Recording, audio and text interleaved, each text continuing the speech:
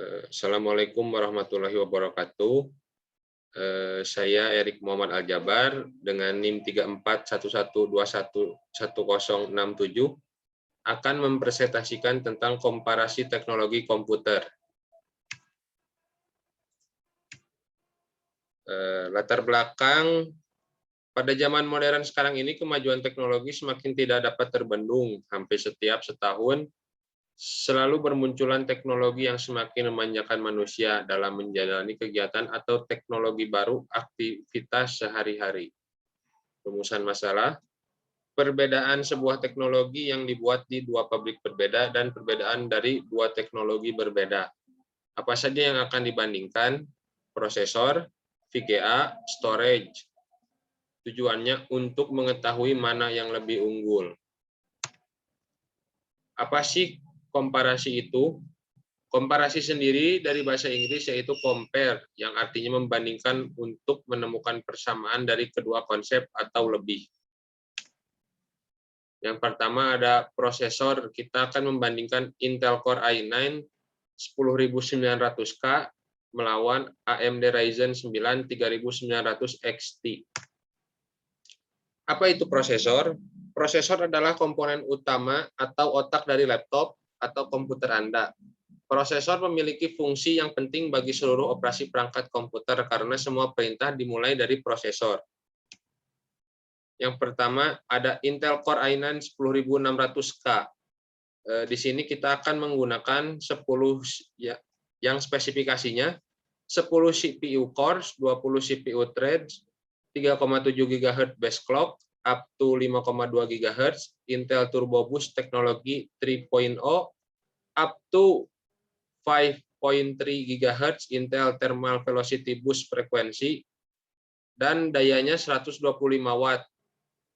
Untuk AMD Ryzen 9 3900 XT, 12 CPU cores, 24 CPU thread, 3,8 GHz base clock, up to 4.7 GHz mass boost clock, PCI 4.0 support, dan dayanya 105 Watt. Di sini kita menggunakan test bench untuk Intel Core i9 10900K menggunakan Gigabyte J490i Aorus Ultra 16 GB kit 3600 MHz, Zotac RTX 2060 Super AMP. Untuk AMD kita menggunakan AMD Ryzen 9 3900 XT, Gigabyte B550i Aorus Pro AX, Tim Nighthawk ARGB 16 GB kit 3600 MHz, Zotac RTX 2060 Super AMP. Di sini kita langsung melakukan tes pada Cinebench R20 CPU benchmark.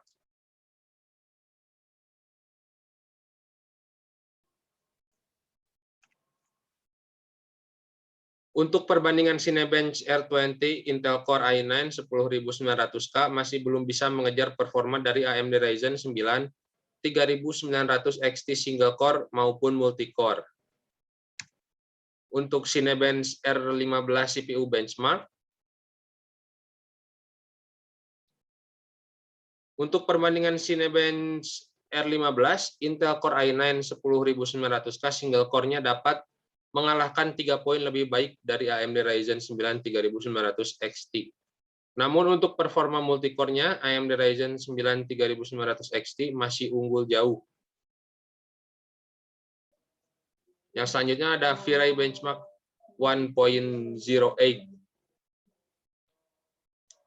Untuk rendering VRAY, AMD Ryzen 9 3900 XT unggul 5 detik lebih cepat dibandingkan dengan Intel Core i9 10900K. Yang selanjutnya ada Adobe Media Encoder. Untuk Adobe Media Encoder menggunakan dua skenario, yaitu software encoding dan hardware encoding. Untuk performa media encoding AMD Ryzen 9 3900 XT unggul cukup jauh dibandingkan dengan Intel Core i9 10900K. Namun untuk hardware perbedaannya hanya 19 detik lebih cepat AMD Ryzen dibandingkan dengan Intel Core i9. Selanjutnya ada Blender Benchmark. Untuk rendering Blender, terlihat jelas Blender ini membandingkan performa multi-core. AMD Ryzen unggul dibandingkan Intel Core i9. Selanjutnya kita akan melakukan percobaan gaming pada game GTA 5. Untuk pengujian gaming menggunakan game GTA 5, Intel Core i9 dapat unggul dari AMD Ryzen 9 untuk FPS yang dihasilkan. Dan yang terakhir ada daya. Konsumsi daya prosesor only Intel Core i9 unggul dari AMD Ryzen 9 3900 XT yang dapat diartikan bahwa Intel Core i9 mengonsumsi lebih banyak listrik dibandingkan dengan AMD Ryzen 9.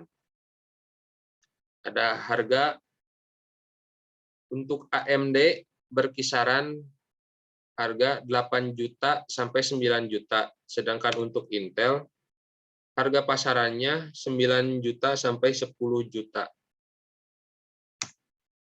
Kesimpulan, Intel Core i9 10900K yang hanya memiliki 10 core masih dapat menyaingi AMD Ryzen 9 yang memiliki 12 core atau 2 core lebih banyak dibandingkan Intel Core i9, tetapi Intel Core i9 harus mengkonsumsi lebih banyak daya daripada AMD Ryzen 9.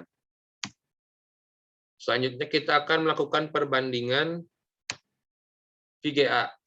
Apa itu VGA? VGA adalah singkatan dari Video Graphic Array, yang merupakan sebuah hardware yang memiliki peran dalam pemrosesan informasi grafis pada komputer, laptop, atau PC yang nanti akan ditampilkan ke layar. Yang pertama, kita mempunyai spesifikasi untuk AMD Ryzen 9 3900X, Asus ROG Strix B550F Gaming Wi-Fi, Asus TUF Gaming RTX 308010G, NVIDIA GeForce RTX 3080 FE, G-Skill Trident Z Neo 2x8GB DDR4 3600 C16, NVMe SSD 2 TB plus SSD 500 GB, ID Cooling Crossflow X360 Cooler Master Silent Pro Hybrid 1300 Watt. Pertama kita akan melakukan perbandingan di 3D Mark Firestrike Ultra. GeForce RTX 3090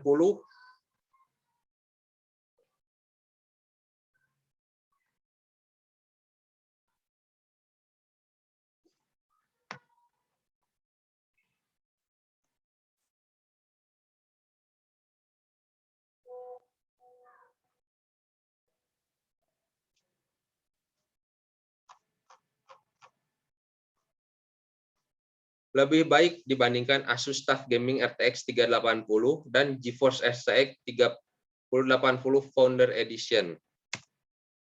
3D Mark Time Spice masih sama, GeForce RTX 3090 masih jauh unggul dari Asus TUF Gaming RTX 3080 dan GeForce RTX 3080 Founder Edition.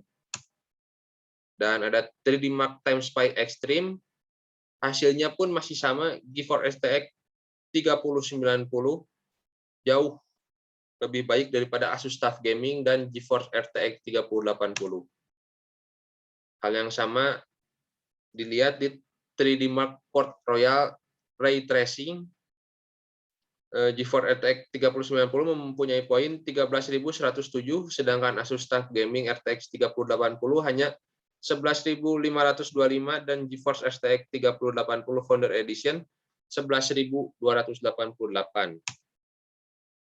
Untuk GPU temperatur, GeForce RTX 3080 Founder Edition lebih panas dibandingkan Asus TUF Gaming RTX 3080.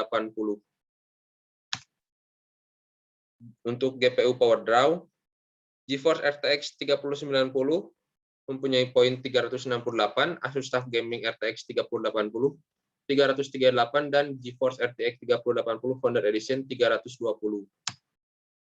Untuk Blender benchmark, GeForce RTX 3080 Founder Edition untuk optics mempunyai nilai 11 dan CUDA-nya 27, sedangkan Asus TUF Gaming RTX 3080 opticsnya 11 dan CUDA-nya 26, GeForce RTX 3099 dan 22.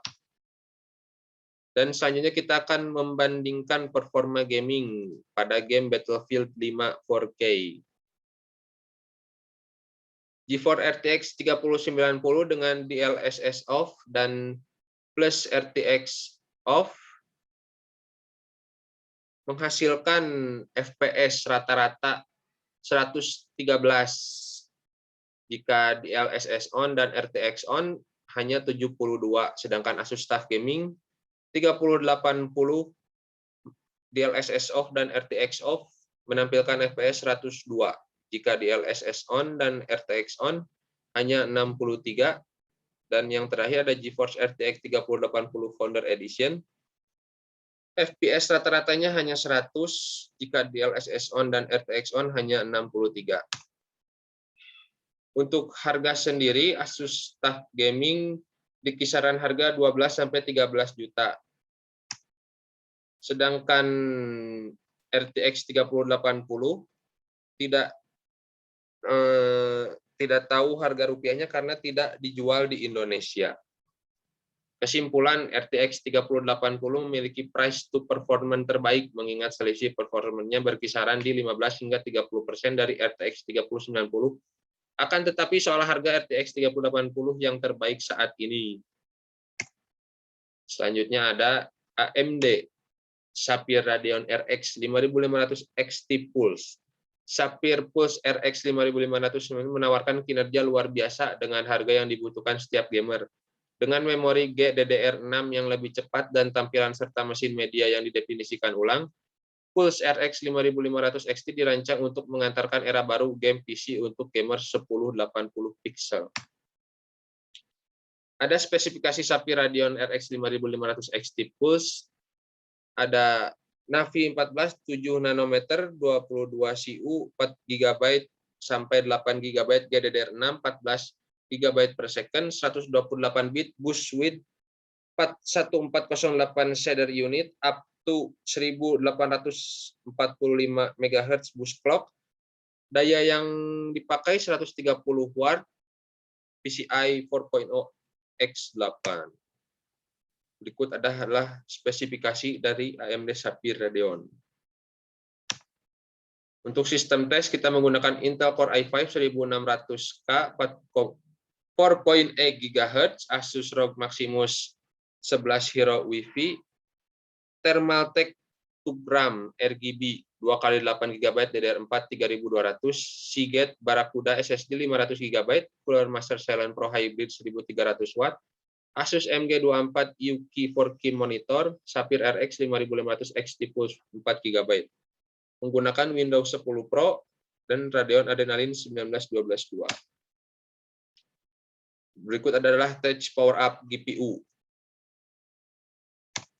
Selanjutnya kita menggunakan Test 3D Mark Firestrike.